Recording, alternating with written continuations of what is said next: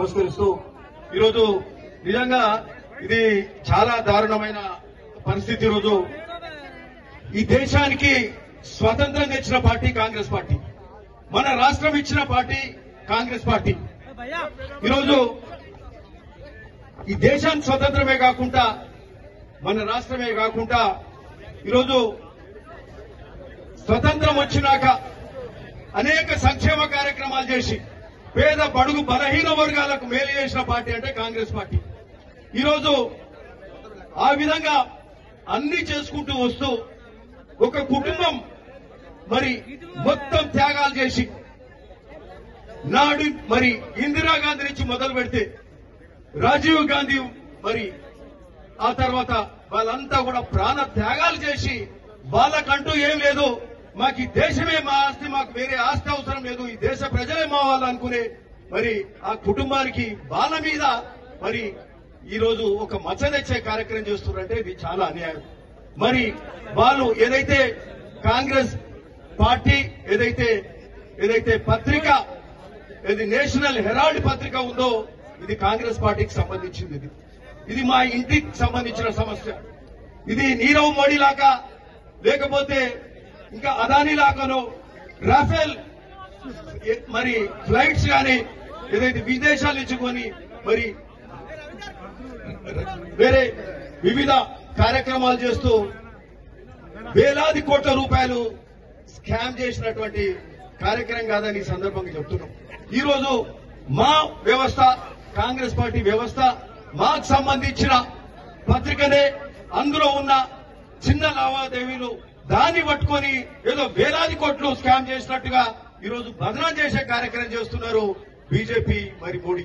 ఈరోజు 2012లో జరిగినటువంటి కేసును ఈరోజు దాన్ని తిరగదోడి మరి దాన్ని ఈ రోజు ఏదైతే రాష్ట్రాలలో కాంగ్రెస్ రాష్ట్రాలలో బీసీ కులగణన మరి అట్లనే బీసీలకు రిజర్వేషన్లు పెంచే కార్యక్రమం చేస్తూ ఎస్సీ వర్గీకరణ చేసిన ప్రభుత్వాలు ఇక్కడ ఉంటే ఇక్కడ మరి తెలంగాణలో అక్కడ కర్ణాటకలో కూడా బీసీ రిజర్వేషన్లు ముందుకు పోతుంటే మాకు చేయడానికి ఏం లేదని చెప్పి దేశవ్యాప్తంగా మరి ఈరోజు కాంగ్రెస్ ప్రభుత్వాలు చేస్తుంటే ఏ ఒక్క భారతీయ జనతా పార్టీ ప్రభుత్వం బీజేపీ ప్రభుత్వం ఏ రాష్ట్రంలో ఎక్కడ కులగణన చేయలే.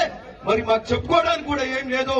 ఈరోజు కాంగ్రెస్ పార్టీ మీద మరి ఒక మరక పెడదాం, ఒక అపవాదు చేస్తామని చెప్పి ఈరోజు ఆ కేసులను తిరగదోడుతూ ఈరోజు రాహుల్ గాంధీ గారిని సోనియా గాంధీ గారిని మరి ఈడీ ఛార్జ్ షీట్ ఫైల్ చేసినట్టే ఇది చాలా దారుణమని సందర్భంగా చెప్తూ మరి ఈరోజు దీని మీద దేశవ్యాప్తంగా కూడా మనం అందరం కూడా ప్రజలందరూ గ్రహిస్తున్నారు.